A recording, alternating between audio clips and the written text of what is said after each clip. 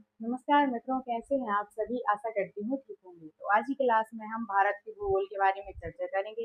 भारत के भूगोल का जो आज का जो मुख्य टॉपिक है वो है भारत के तटीय राज्य। भारत के तटीय राज्य के बारे में समझेंगे हम किसके मैप के जरिए। ओके, इनके राज्य के बारे में, इनकी राजधानियों के बारे में और इनका सीरियल नंबरों के बारे में समझेंगे कि कौन सा जो राज्य है वो सबसे ज्यादा तट को छूता है।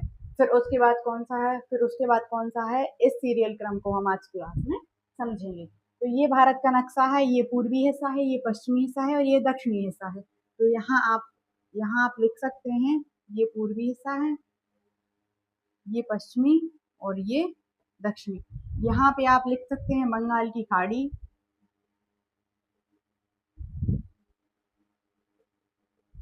यहाँ पे अरब सागर। भारत की भौगोलिक स्थिति में आपको सब कुछ पता होना चाहिए कि भारत की किस दिशा में कौन सा सागर है या फिर कौन सा स्थल भाग है, सब कुछ आपको पता होना चाहिए। और यहाँ पे क्या है, हिंद महासागर, हिंद महासागर। ओके, ये तीनों हो गए।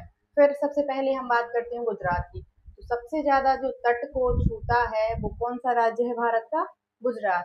गुजरात की जो राजधानी है वो क्या है, गांधीनगर। वो हम साइड में अभी लिख देंगे, तो आप फिर नोट कर लेना। ओके, फिर दूसरे नंबर पे कौन सा राज्य है, महाराष्ट्र, जो कि यहाँ से लेके यहाँ से इसकी जो सीमा है यहाँ मध्य प्रदेश को टच करती है, ऐसे। ये महाराष्ट्र की स्थिति हो गई। ओके, फिर इसके बाद आप देखेंगे ये छोटा सा कैंसा सा प्रदेश है, गोवा।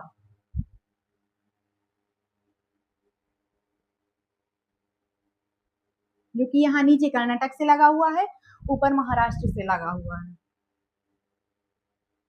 ये कौन सा राज्य है भारत का, महाराष्ट्र। ओके, फिर इसके बाद आप देखेंगे महाराष्ट्र के बाद कर्नाटक राज्य है। कर्नाटक के बाद कौन सा राज्य है, कर्नाटक के बाद यहाँ आप देखेंगे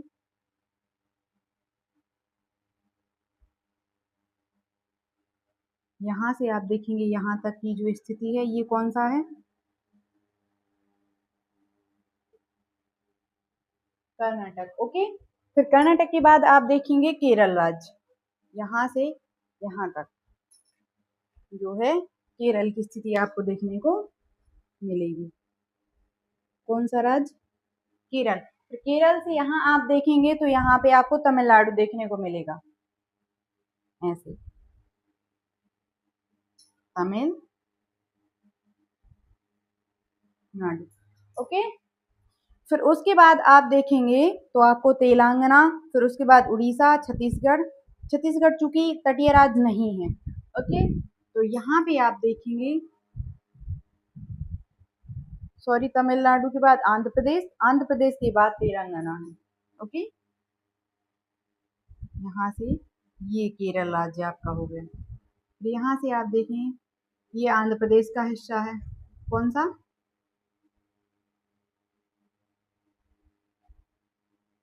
आंध्र प्रदेश।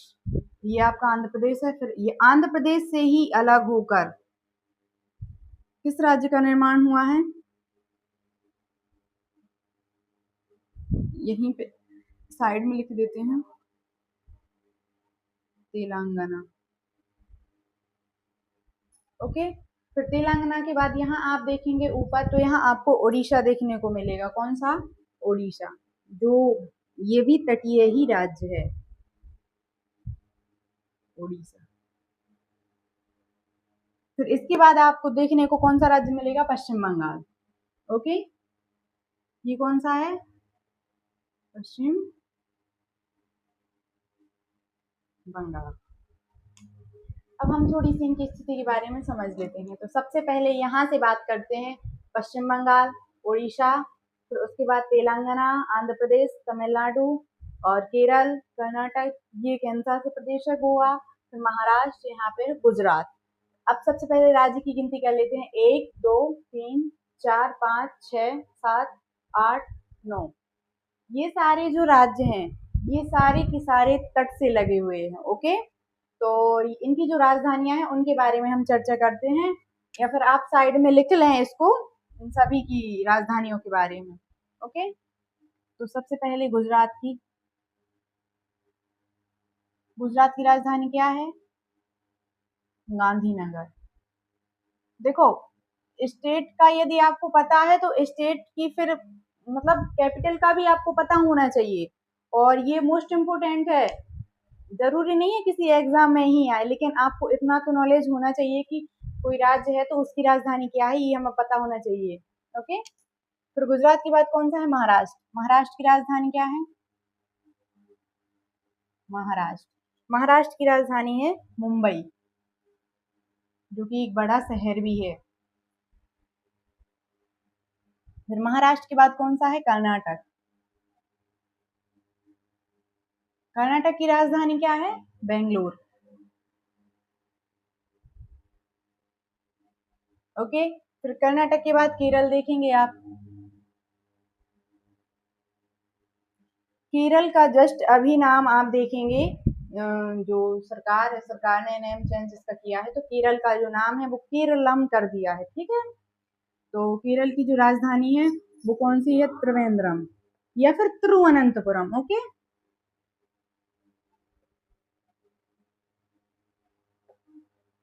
तिरुवनंतपुरम।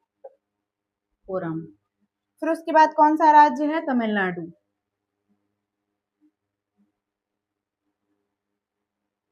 तमिलनाडु की राजधानी क्या है? चेन्नई। तमिलनाडु के बाद कौन सा राज्य है? यहाँ पे आप देखेंगे तेलंगाना और आंध्र प्रदेश। इन दोनों की राजधानी चेंज हो गई है। पहले इसकी जो राजधानी थी वो हैदराबाद हुआ करती थी, लेकिन अब जो राजधानी है वो अमरावती नाम से जानी जाती है। ओके। आंध्र प्रदेश और तेलंगाना।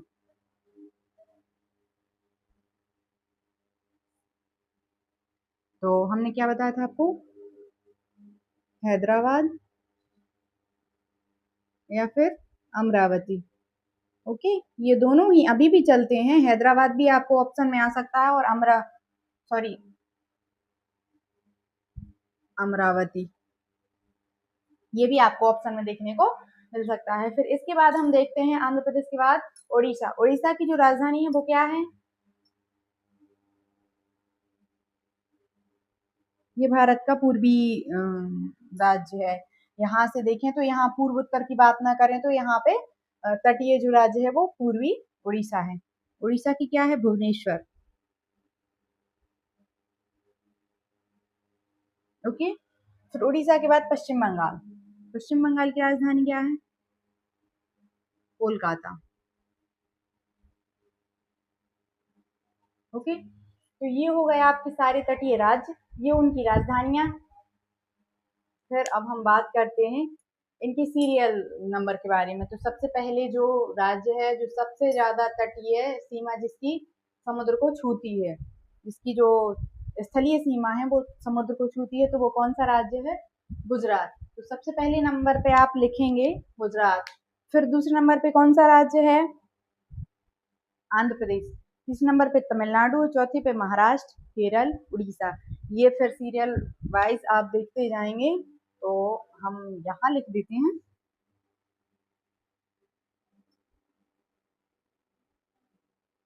सर्वाधिक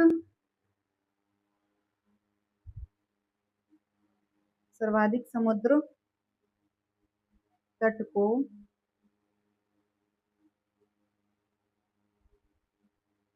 स्पर्श करने वाले राज्य।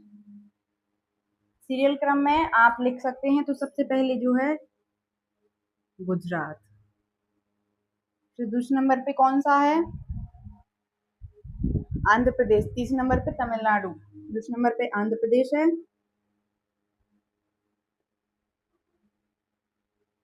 तीसरे नंबर पे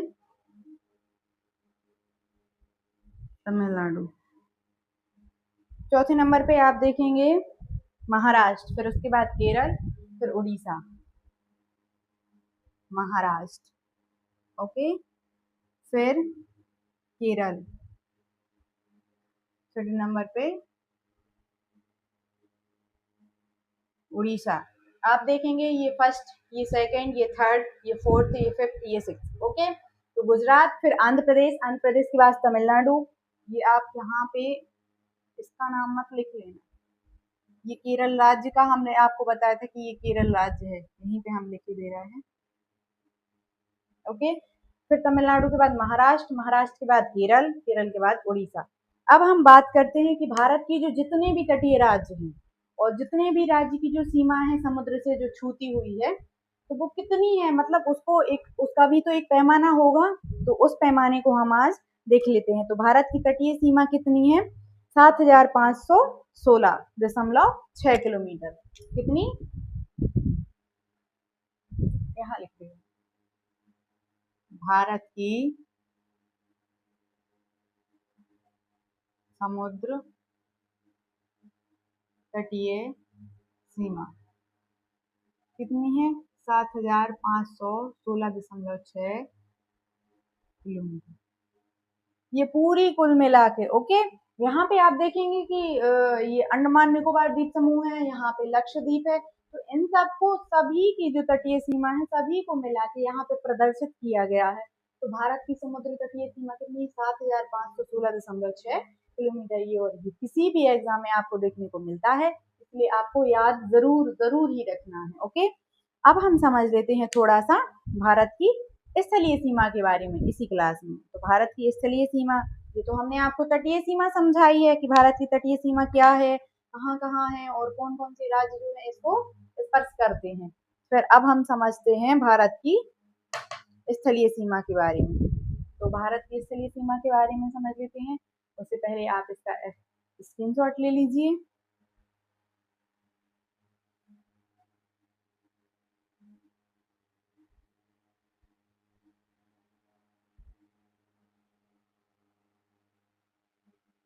भारत की स्थलीय सीमा किन किन देशों को छूती है? टॉपिक ही चेंज हो जाएगा।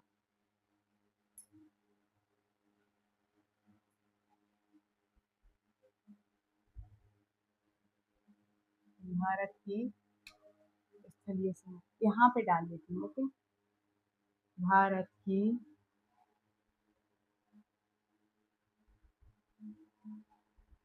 स्थलीय सीमा।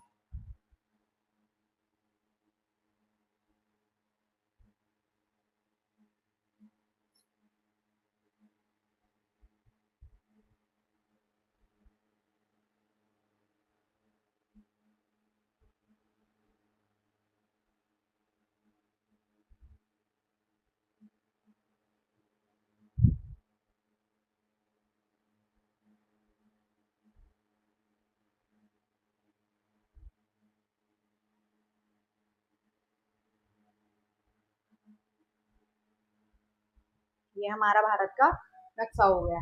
फिर इसमें हम समझ लेते हैं, ये थोड़ा सा इसको सही कर लेते हैं पहले।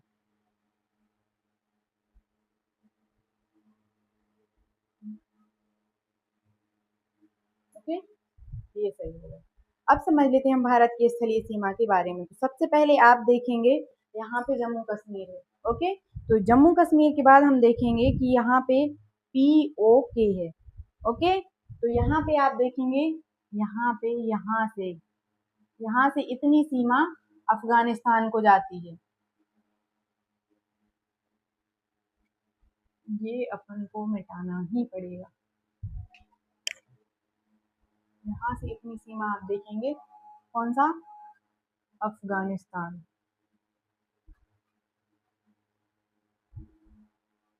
ओके, फिर यहाँ के बाद आप देखेंगे यहाँ से यहाँ तक पूरा समुद्र तट ही कवर करता है। यहाँ से यहाँ तक कौन सा है? पाकिस्तान, जो कि भारत से ही अलग होकर बना है। फिर पाकिस्तान के बाद हम देख लेते हैं यहाँ से पूरा जो ये, इसके बाद जो आप देखेंगे यहाँ का जो हिस्सा है ये कौन सा है? चीन। कौन सा देश है भारत का पड़ोसी? चीन।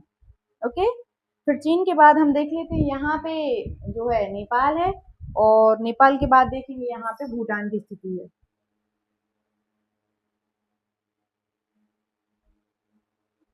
ये ये जो क्षेत्र है आप देखेंगे, ये नेपाल है। और ये जो क्षेत्र है ये भूटान है। ये भी दोनों देश हैं। यहाँ पे आप देखेंगे, यहाँ पे बांग्लादेश है। ओके, यहाँ पे बांग्लादेश होने के बाद यहाँ पे आप देखेंगे म्यांमार है। कौन सा? म्यांमार। ओके, तो यहाँ पे आप देखेंगे म्यांमार की स्थिति है। तो अब हम समझ लेते हैं थोड़ा सा सीमाओं के बारे में। हमने आपको बताया अभी जस्ट पिछले टॉपिक में, ये पूर्वी हिस्सा है और ये पश्चिमी है, ये उत्तरी है और ये दक्षिणी है। जैसे आपसे कह दिया जाए कि भारत का जो पूर्वी हिस्सा है उस स्थान पे कौन सा जो है पड़ोसी देश हमें स्पर्श करता है या हमारी सीमा रेखा को टच करता है, तो आप उसमें नाम लिखेंगे म्यांमार का। उसका जो सही आंसर होगा वो म्यांमार होगा। ओके, फिर आप जैसे आपको वही क्वेश्चन सिर्फ दिशा बदलकर पश्चिम में कर दिया जाए तो पाकिस्तान, उत्तर में कर दिया जाए तो चीन और दक्षिण में कर दिया जाए तो श्रीलंका। ओके, दक्षिण में कर दिया जाए तो श्रीलंका। और यहाँ पे आप देखेंगे उत्तर और पश्चिम, उत्तर पश्चिम यहाँ पे आप देखेंगे अफगानिस्तान से यहाँ से थोड़ी सी सीमा, सिर्फ सॉरी, थोड़ी सी सीमा ही अफगानिस्तान को टच करती है। ओके, तो POK ये एक, मतलब यहाँ पे एक जो छोटा सा क्षेत्र है उसको कहा जाता है POK। ये क्षेत्र अफगानिस्तान को टच करता है, इसकी जो सीमा है अफगानिस्तान से लगी हुई है। और ये किसका क्षेत्र है? ये जम्मू कश्मीर का क्षेत्र है, भारत के जम्मू कश्मीर का। ओके, फिर यहाँ पे देखेंगे आप LOC। LOC ये जो लाइन ऑफ कंट्रोल, मतलब ये चीन चीन से जो है जुड़ी हुई है। ओके, फिर आप देखेंगे पाकिस्तान की जो रेखा है वो यहाँ से इतना जो हिस्सा है ये सीमा है, ये सारी जो पाकिस्तान से लगी हुई है। फिर यहाँ से आप देखिए, यहाँ से तो ये समुद्री हिस्सा है, मतलब यहाँ पे कौन सा सागर है? अरब सागर। ओके, तो अब हम जान लेते हैं कि इन सीमाओं का नाम क्या है। तो स्थलीय सीमा कुल मिला के कितनी है भारत की? भारत की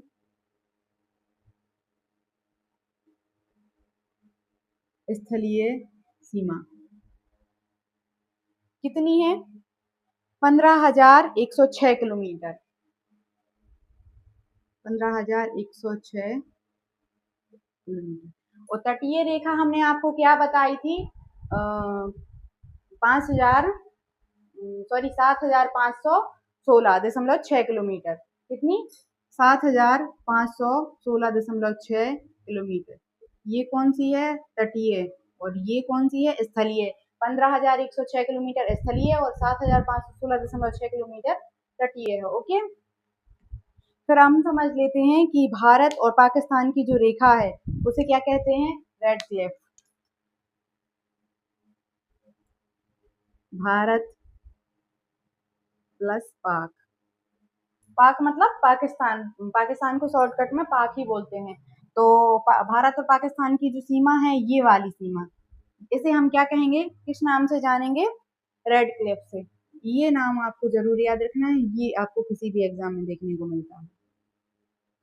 ओके, रेड क्लिफ। फिर दूसरे नंबर पे आप देखेंगे कि भारत प्लस चीन। आप जब शॉर्ट नोट्स बनाएं तो ऐसे ही बनाएं ताकि आपको याद रहे कि भारत और पाकिस्तान की जो सीमा रेखा है उसको रेड क्लिफ कहते हैं। भारत और चीन की जो रेखा है उसे मैकमोहन रेखा कहते हैं।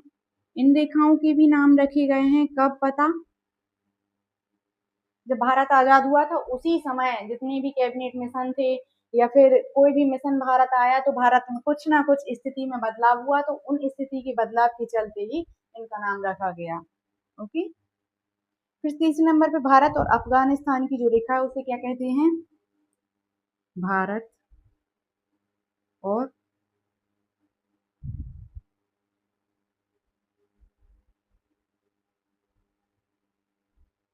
अफगानिस्तान की जो रेखा है उसे कौन से नाम से जानते हैं?